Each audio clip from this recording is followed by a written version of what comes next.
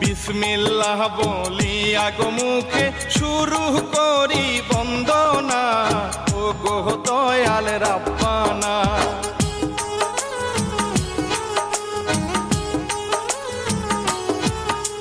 তিন দিনের ভিসা দিয়া পাঠাইলেন দয়াল চান, কখন জানি মারে টান, আরে কখন জানি মারে টান।